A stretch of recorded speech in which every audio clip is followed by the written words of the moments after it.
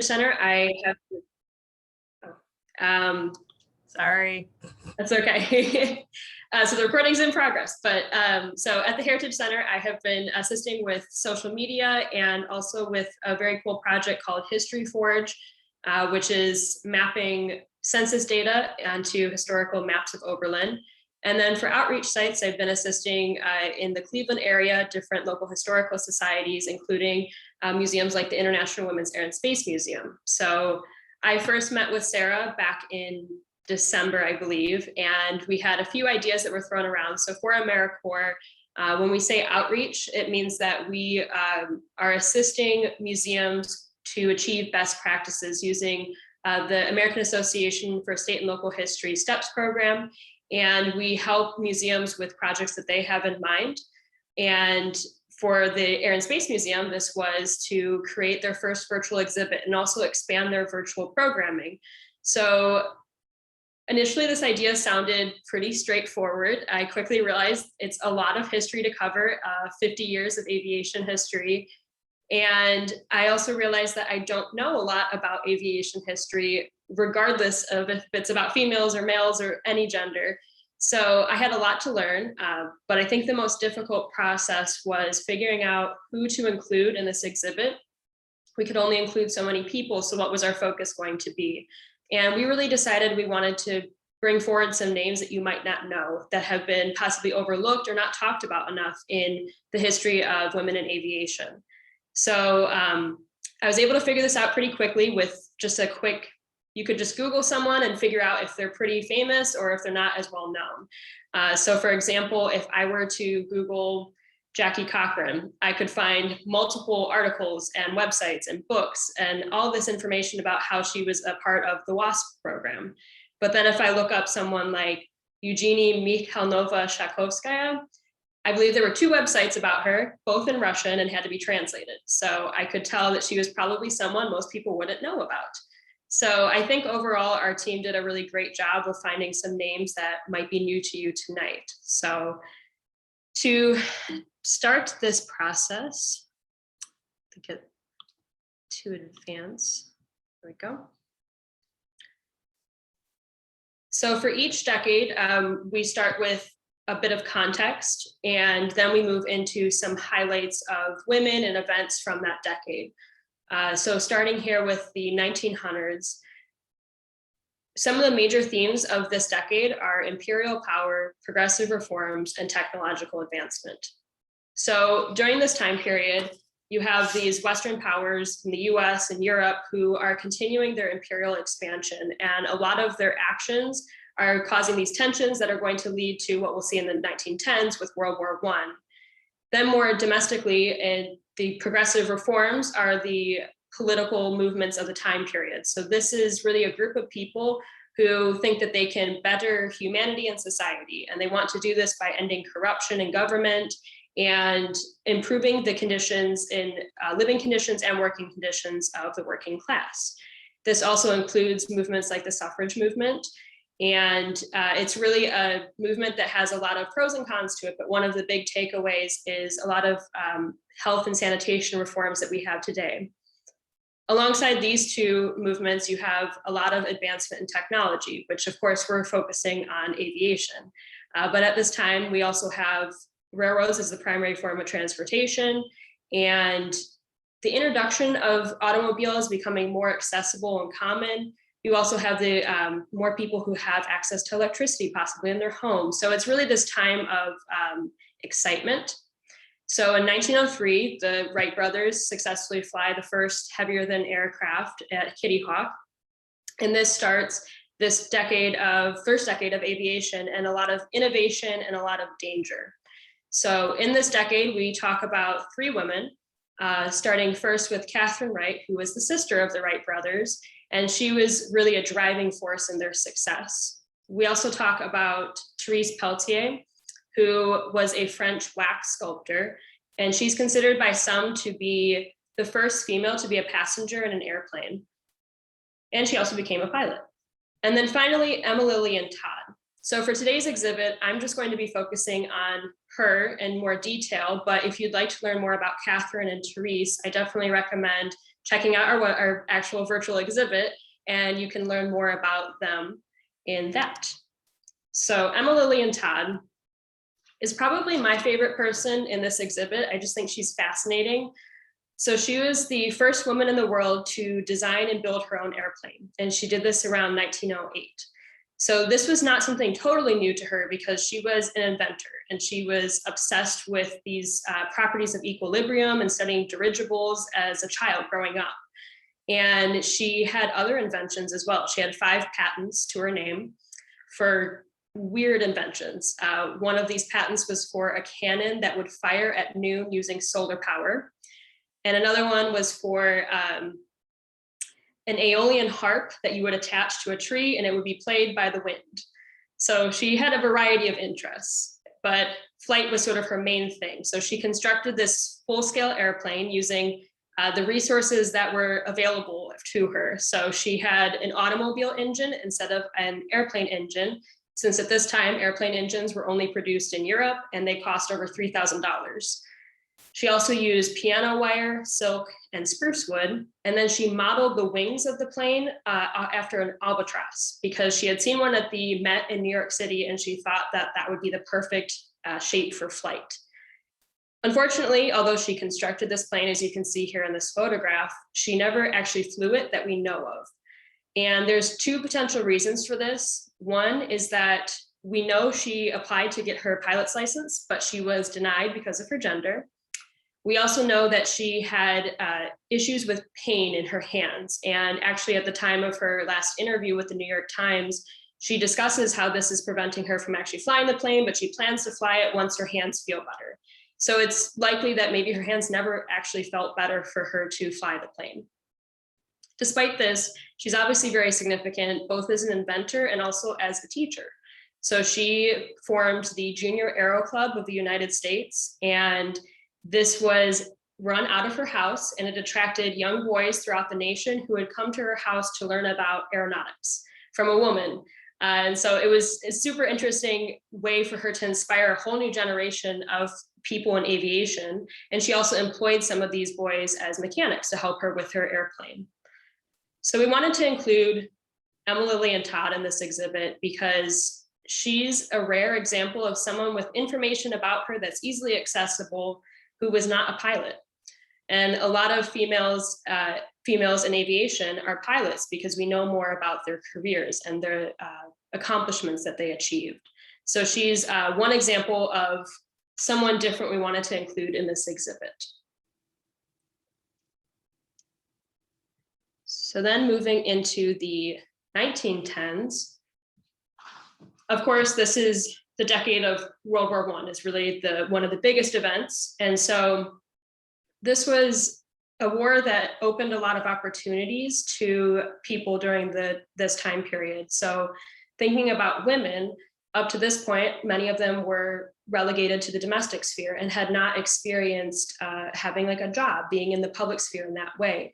And during the war, women were suddenly in volunteering with the Red Cross or in the ambulance corps. And then over 25,000 women worked in airplane factories.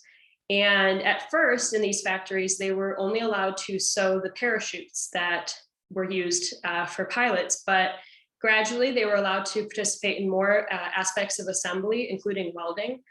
So this was really a new experience for them. Similarly, African Americans were allowed to serve in all 4 branches of the military during the war. And they had this opportunity where they were fighting for their country, but both of these groups of people, when they return to normal life after the war, find that these little freedoms that they've been granted during wartime are taken away very quickly. So for women, men come back to their countries and they start taking back these jobs in factories and other areas, and women are suddenly told to return back to the way things were before the war. And you also have, at the end of this decade, the passage of the 19th Amendment. So women have the right to vote now, but they're still being told these conflicting things from society of what their role really is. And this really plays out through the 1920s as well. So in this decade, there were quite a few women who started to experiment in aviation. So you have first Harriet Quimby, who was the first woman to receive a US pilot's license. And then we have a pair of young sisters, Catherine and Marjorie Stinson, who got their pilot's license at a very early age, and they actually taught at a flight school down in Texas that their family owned and trained pilots for World War I, among many other different tours and accomplishments. We also talk about Princess Eugenia Mikhailova-Shakovskaya, I mentioned earlier, and she is considered by some historians to be the first woman to actively participate in as a pilot in military for Russia. However, I say considered because she's also an interesting example of someone who it's really difficult to find information about her, and her life is shrouded in a lot of myth and mystery. And then finally in this decade is Amalia Celia Figueredo, and that's who I'll be focusing on for tonight. So Amalia was the first woman in Argentina and all of Latin America to earn her pilot's license. She was born in Argentina, and at age 19, she moved near the Villa Laguano Aerodrome, where she met Paul Castabert, who was a French aviator and airplane builder. And she thought she wanted to fly, so he was teaching her, but she quickly became frustrated because all of her flight lessons took place on the ground. And so she ended up transferring to the San Fernando school, and she earned her license in 1914.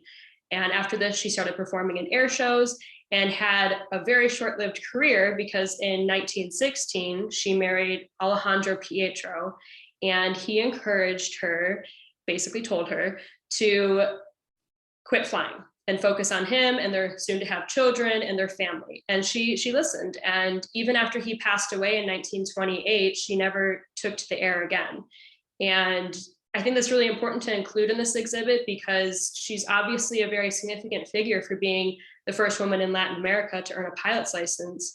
But her story is also very similar to a lot of women at this time period and before and after this time period, where the duties of being a mother, a homemaker, and living in that domestic sphere interfere with desires to have a career in aviation.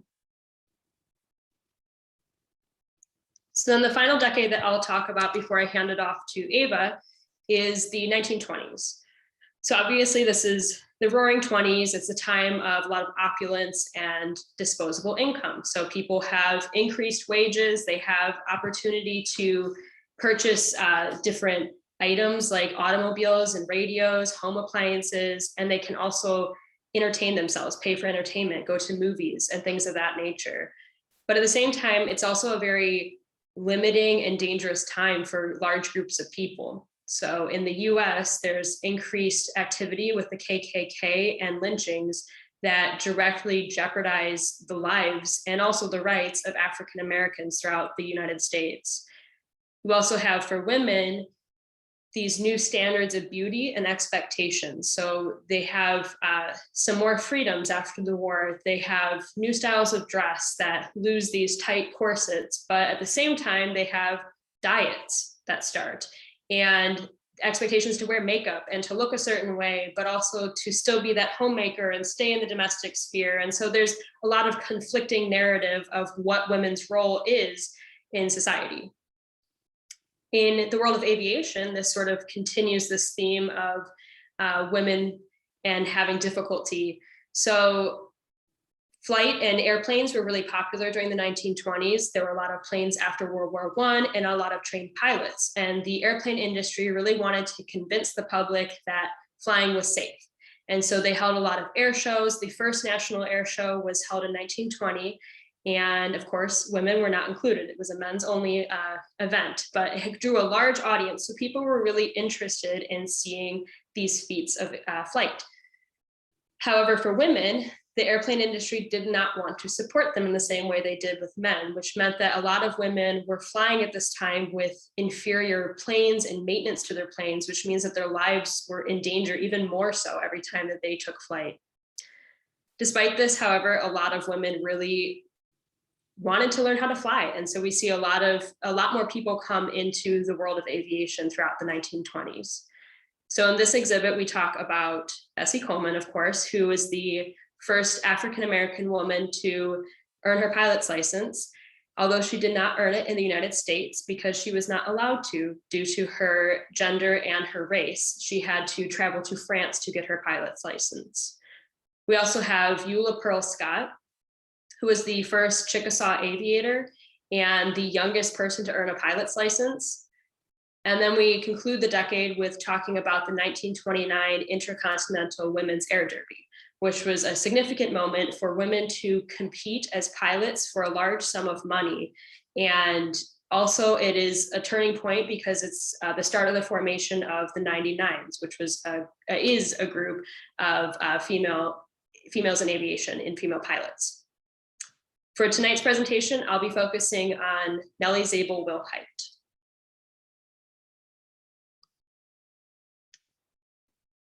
So Nellie was the world's first deaf pilot and the first female in South Dakota to earn a pilot's license. At age 2, she contracted measles and she was deaf after this. Her family was very supportive of her, in particular her father, and they made sure she was enrolled in the state school for the deaf in Sioux Falls by the age of 7. She didn't actually start flying until she was 34 years old, when some of her friends thought that it'd be a good idea for her to learn how to fly so that she could be the first female in South Dakota to earn a license. And she was intrigued by this, but the lessons to learn how to fly cost $200, which she didn't have. So she wrote to her father and he gave her the money. So in 1927, she started taking flight lessons, and she did it in secret at first because she didn't want to, if she failed, she didn't want anyone to know. But she was a natural and she earned her pilot's license by 1928. And she started performing as an aerial acrobatic performance. And she had her own plane that her father had bought from her, which you can see on this plane ticket here. It says, "This certifies that H. Buffington flew with Pard." And Pard was the nickname that she had for her father. In addition to performing in these air shows, Nellie also served as an instructor during World War II. And afterwards, she became a commercial pilot and did that until 1952. So Nellie is someone that we definitely wanted to include in this exhibit, not only for becoming this first female to earn a license in South Dakota, but also she really overcame a lot of obstacles to becoming a pilot. She not only had her gender against her, but she also had this disability, and there was a lot of stigma around this. And also just, I can't imagine being able to hear and see flying, let alone being deaf and flying. So she really is someone who overcame a lot of barriers and had a long, successful career in aviation. Okay, so now I'll hand it off to Ava to talk about the 1930s. Okay, thank you, Marissa. That was absolutely incredible and super captivating. Your research is phenomenal, especially dealing with those early centuries when there's not as many resources out there for you. So I'm going to go into the 1930s context, and then we will talk about 2 women from the 1930s. The 1930s is highly characterized by the Great Depression and growing tensions leading up to the Second World War. At the turn of the decade, in October of 1929, the US stock market crashed, and these effects reverberated across the globe. International markets were hit hard, and especially in Europe, which was still recovering from World War I that Marissa talked about. Germany was crippled by the Depression and also feeling those lasting impacts of reparations from their role in World War I. By 1930, Adolf Hitler and the Nazi Party began to gain power, and tensions rose across Europe. Yet innovation is still found a way to influence geopolitical relations. It was during this decade that scientists in Argentina developed the formula for synthetic rubber, revolutionizing aviation and the automobile industry. Even with these impacts of the economic and political unrest on a global scale, many women found greater opportunities to further their passion for flight. The 1920s, which Marissa talked about, helped women break into the world of flight, and also the advances in aviation world since World War I meant improved aircrafts, more opportunities for speed records, competition, and a wider availability for women throughout the world to become pilots themselves. In this decade, I highlight Anne-Mara Lindbergh, who was the first woman in the United States to receive a first-class glider pilot's license, and also the first woman to be on a flight across the South Atlantic. And I also highlight Katherine Sui Fun Cheung, who was the first Chinese American woman to earn her pilot's license. And lastly, Lotfia El Nadi, the first female in Egypt to earn a pilot's license. Today, I'm only going to focus on Katherine Sui Fun Cheung and Lotfia El Nadi because we wanted to really focus on the international aspect of the museum. So if we go to the next slide.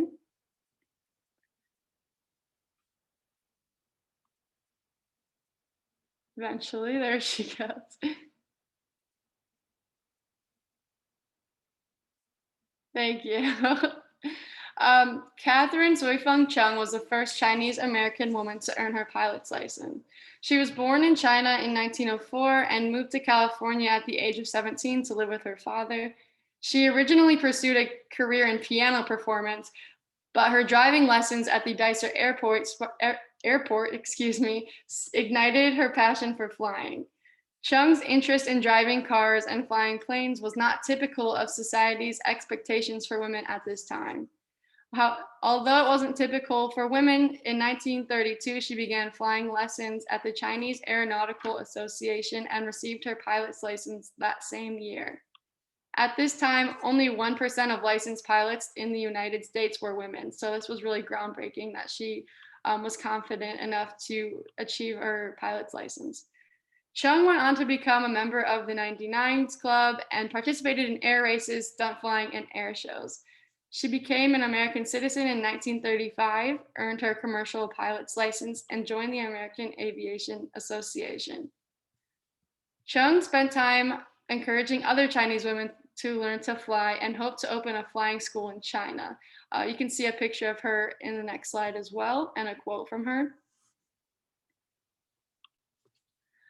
The Chinese American community supported Cheung and loved the idea of her opening a flying school in China.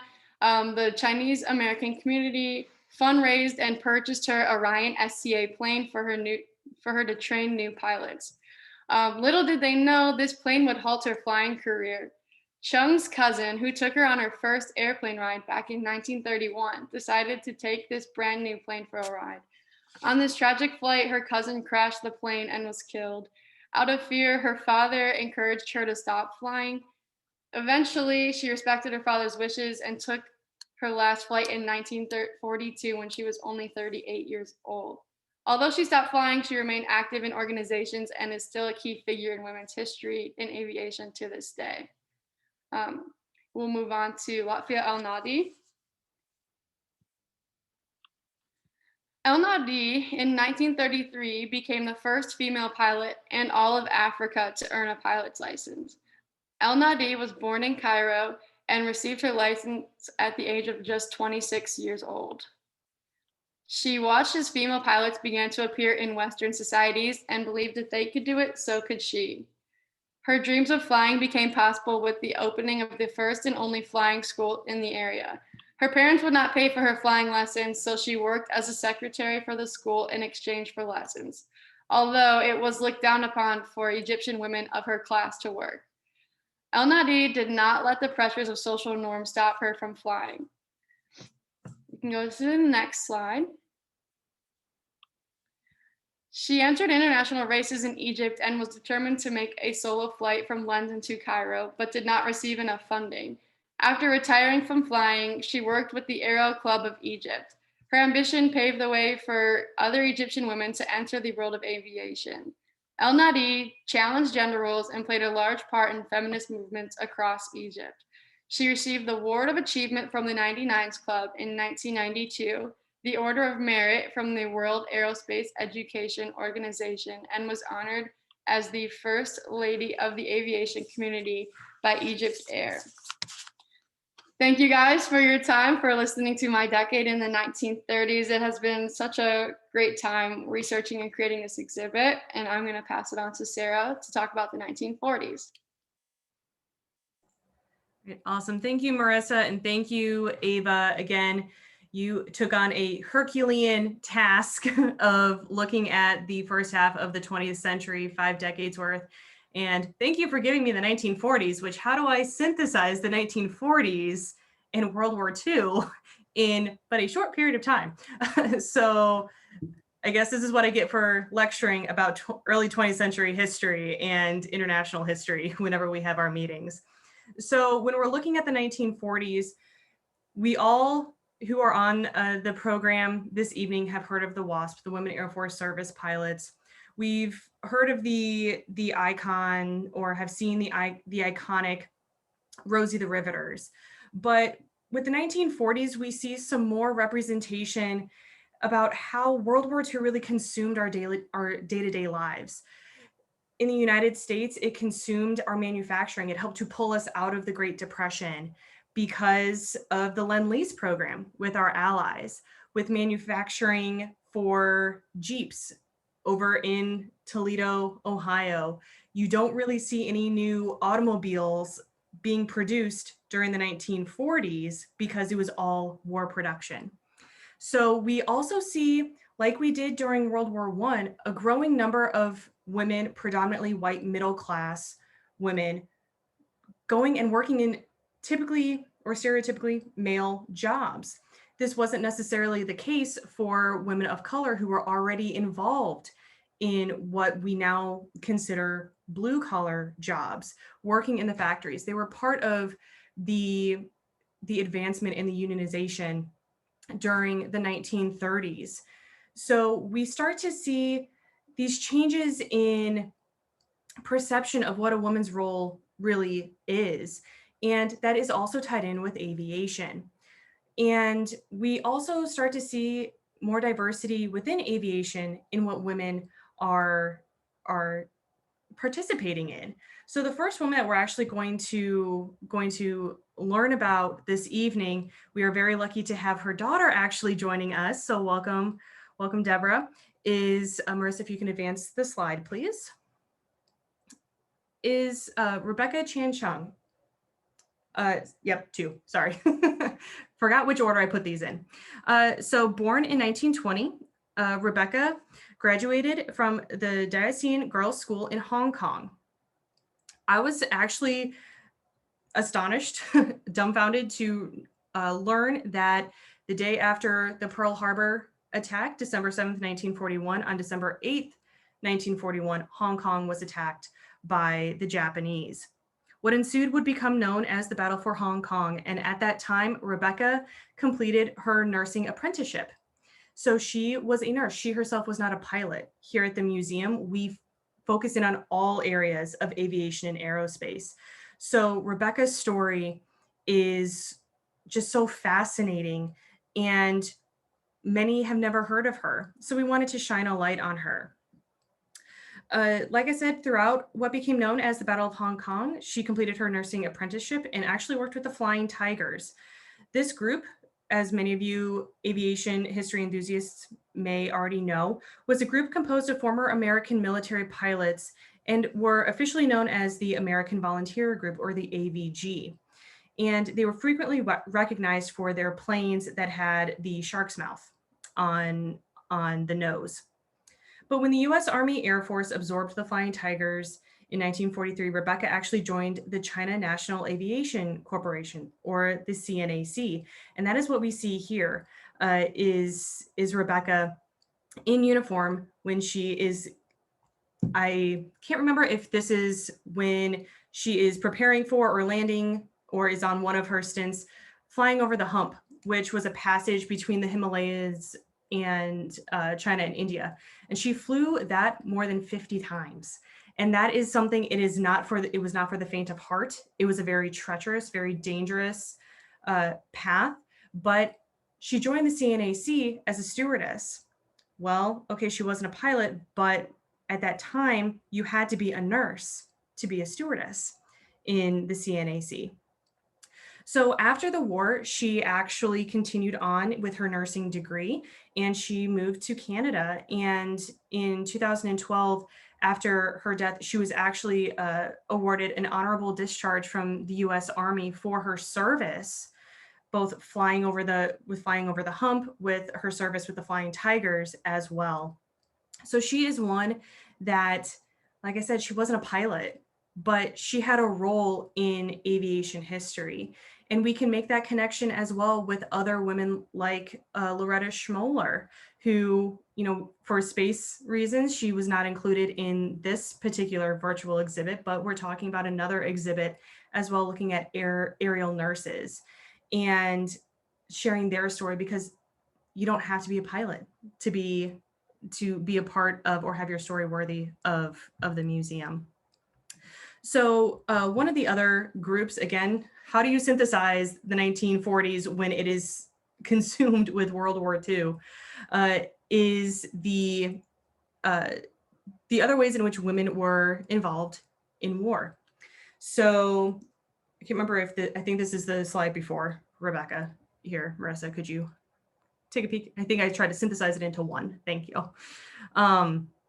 So with war waging in Europe, the Battle of Britain was underway. So we've heard of the WASP. I know Sarah Rickman is on the program tonight. I'm not going to go into a lot of the history of the WAFs because I encourage everyone to join us next week for Sarah's program that is going to highlight some of the Women's Auxiliary Ferrying Squadron. But in the United Kingdom, in Great Britain, we had the Air Transport Auxiliary. So this was comprised of 164 women, and they were the only women in the Western Allies to fly in active war zones. We actually had 25 American women go to England and fly as part of the ATA. And these women flew torpedo bombers, Lancasters, and became synonymous with flying Spitfires. In the fall of 1942, we see another example of that here in the United States with the WAFs. And by 1943, Jackie Cochran, whom I think Marissa mentioned briefly in passing, as someone we all know her name, she was given the title of Director of All Women Pilots. So that's where she brought in the WFTD, she brought in the WAFs under this just overarching name of the WASP, Women Air Force Service Pilots. So they were flying here in the US, ferrying these craft, flying all different types of military aircraft as trainers at taking these planes from the factories to the air bases and everything. There were 1,102 women who were part of the WASP during World War II. 38 of them did die during their service, but they were not considered part of the military. So we would definitely be remiss in not sharing their story.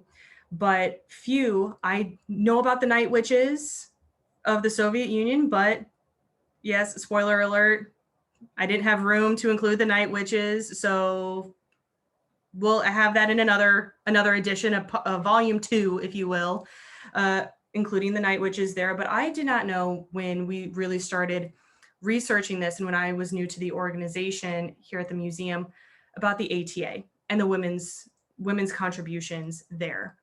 But another contribution that we would definitely be remiss is not actually talking about Rosie the Riveters. And this is where, like in World War I, like in other conflicts and designated wars, women became part of the workforce in new ways, and they became iconic. We have in the actual, like the bigger exhibit, some information about 2 Rosies who they themselves during the school year were teachers, and they decided to take their summer vacation and work at the Consolidated Bomber Factory and building B-29s. So that is something, their experience and their contribution to the history and our wider understanding is important to understanding the war effort.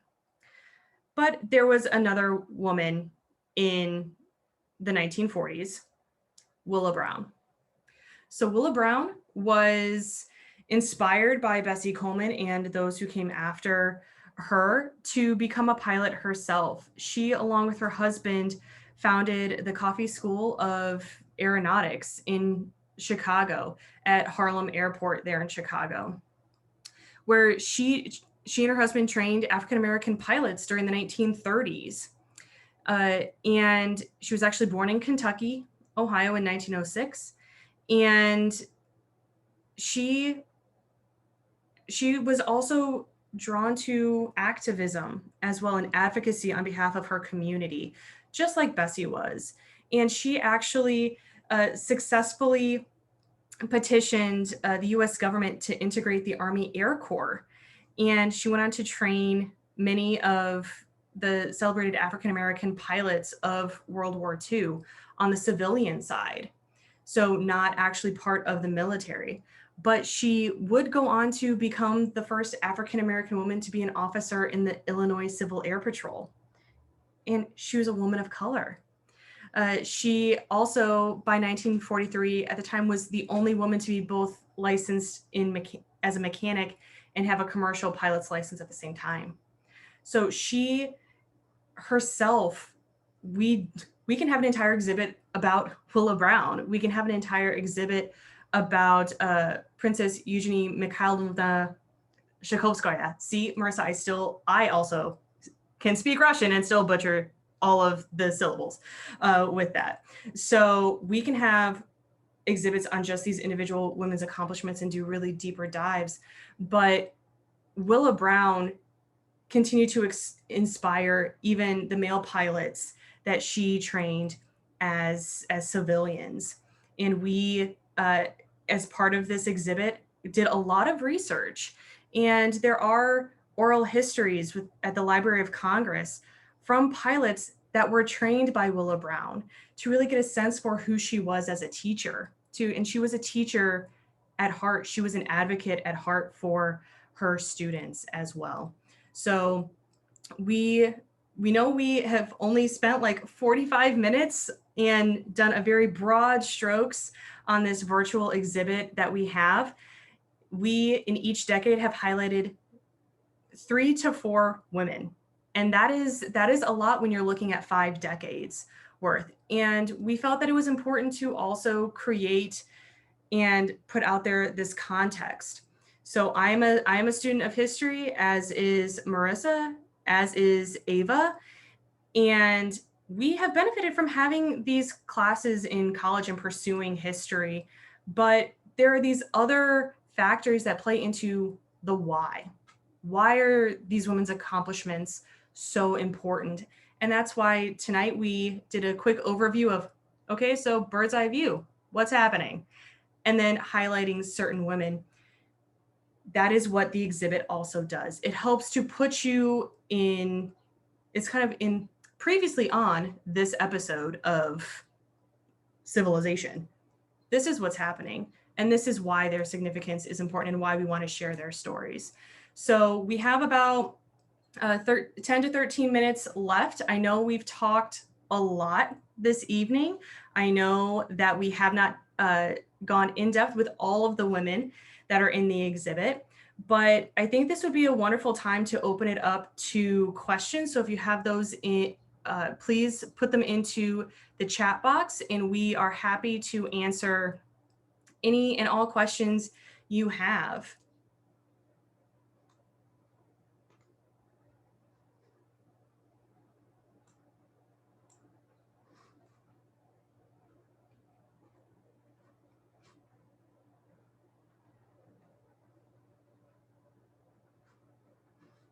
We've lulled everyone to sleep. It's wonderful. They're just stunned at the amazing work that both of you have done as part of your service with AmeriCorps.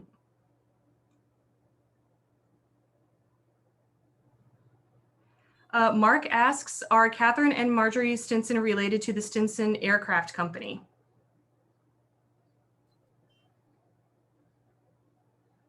Which one of you did the Stinson sisters? And it's hard to figure out the controls with sharing my screen at the same time. I am actually not 100% positive on that, but Yes, they were. Okay. Catherine and Marjorie also had two brothers that they taught how to fly. And the four of them, along with their mother, ran the flight school down in Texas for a few years. And I know after that, I think after 1920, they all sort of dispersed and did their own things in aviation. So I think that is related to her brothers, not Catherine or Marjorie. Right, excellent. Marcy asks, what was the hardest part of narrowing the number of women in the exhibit down? I mean, I can talk about this. When we started, we kind of threw out names, names that we knew from the 1930s, 40s, and every decade, kind of making a list. And then we really wanted to go through and pick out 3 women for each decade to kind of make sense to us. And like Marissa mentioned at the beginning of this presentation, we wanted to try and find names that were less represented in women's aviation history. And we also wanted to really focus on that international aspect of the International Women's Air and Space Museum and focus on what was happening around the globe during these decades and not just what was happening in America. It was definitely difficult because there's so many amazing stories, and even just narrowing down the stories of these women was hard because when you do your research, you find out so much. But I'm really proud of what we came up with, and we've included a lot of resources at the end of our exhibit if you guys would want to explore more into the context of the decades. Yeah, definitely. So Doreen asks, you mentioned the Night Witches. University of Utah student group put on a play virtually, and it was great. Do you have information in the exhibit about these women? So this is where I chuckle because that is one of my favorite research areas, is learning about and sharing the story of the Night Witches. So for this particular exhibit, we do not currently have a mention of the Night Witches because I ran out of space. Otherwise, there would be an entire section dedicated to the United States, the ATA, and the Soviet Union, and doing all those comparisons. So that is something that we are actively incorporating into our other programming as well, and looking at how can we develop our physical exhibits, our virtual opportunities to share their story. So stay tuned for that. But in this particular exhibit, like what Ava was saying, we want to include so many women, but we really had to narrow it down because otherwise this would be at minimum 2-year-long project to put together. But yes, it's a wonderful question, right up my alley. Very, very interested in sharing the story of the Night Witches. Linda asks, Bessie Coleman endured incredible discrimination, not only as a woman, but as a woman of color. Can you talk a bit about her death? I heard the mechanics diddled with her plane and it crashed on takeoff, killing her. So I can talk a little bit about that. There's a lot of speculation on her death. It was related to mechanical issues with her plane. There's the person who worked on it before it took off. There was something about a wrench being left in there, I believe, if I'm correct. And it's definitely, it was a really tragic event. She had been working towards having, she wanted to teach people to fly, and she had a lot of hopes and dreams, and this just ended both her aviation career and her life very prematurely. Yeah, and I can chime in on that as well, because something we also have to think about is male, female. These early pilots had to do the mechanics, the work on their planes themselves as well. So it's something that human error can come into play a lot. The investigation into that tragic accident was that it was an accident. But yes, there was a wrench that was left in the engine compartment that, these were not the sheet metal planes that we fly today as well. These were planes that were built out of, wood and canvas and metal. And it was a lot of different materials that created these planes that even having one wrench bouncing around in an engine compartment is not a good thing. So the investigation showed that it was, in fact, human error and accident, but it does have that little bit of mystery, just like Amelia's disappearance, Amelia Earhart, her disappearance. So I think what really is telling is Bessie's lasting legacy as well, that imagine what she would have accomplished had there not been this tragedy. But on the other side, look at who she inspired Willow Brown, inspired Dorothy Darby, inspired Meryl Tengsdahl even. So yeah, we can talk even more about Bessie as well. But do have some other questions here that we, just out of respect for everyone's time as well. Kathleen asks, in Northeast Ohio, many early women aviators organized clubs.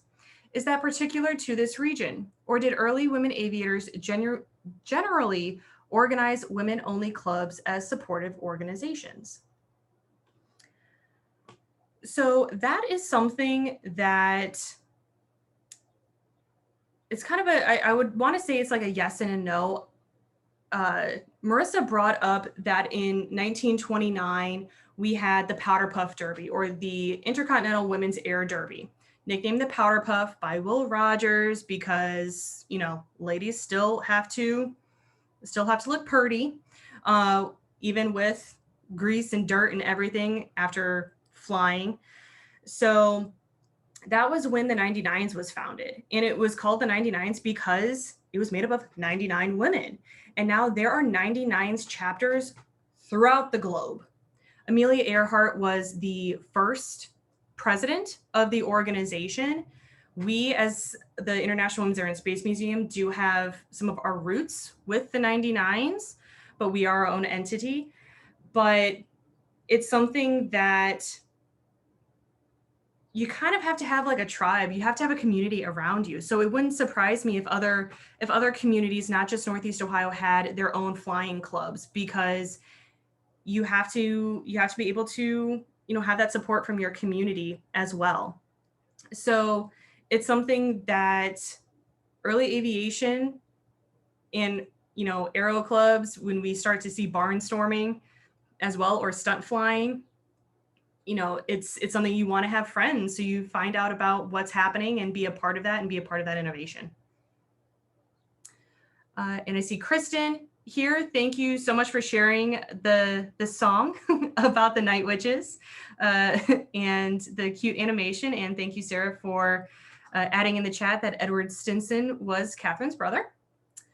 Barbara says Elizabeth McQueen founded the International Women's Aeronautical Association in 1928, members worldwide. Exactly. So you start to see that was something part of women's culture as well, is having, literary clubs, having women's clubs, or junior, like once we got to junior leagues and everything like that too, that there was a lot of community as well, because you were doing something that wasn't typical of your assigned gender or your identified gender. So yes, thank you so much, Barbara, for also sharing that. Wonderful. Well, we have about 3 minutes left. Are there any other questions or things that we'd like to share? If so, please put it in the chat box here. Otherwise, we will wrap up. Did I see Sarah Rickman raise her hand? Yeah, I'm hunting here. There is a biography by Katherine Stinson, a woman that I knew and who is now deceased. But can I find the name of it? No, it's back in my collection, but back in the back bedroom. So I'll let you know what it is. As I say, I've gone blank on the author's name as well. But anyway, I know there is a story out about her. And there's probably more than one. So I'll get that to you, Sarah. So if the museum doesn't have it, you can think about looking into it. All right, excellent. Thank you, Sarah. You are always a wealth of information and resources. All right. And Linda asked, did Mrs. Chang inspire her daughter to enter aviation? Are you talking about Katherine, or talking about Rebecca on that? I think maybe this is a question for her daughter who's in the audience, if she might have input on that. If she's still Okay, yeah, I'm the daughter of Rebecca. Welcome, welcome, Deborah. We're so excited to have you with us. Thank you. You did a marvelous job. Well, I'm not in aviation, but I'm a professor of mechanical and aerospace engineering.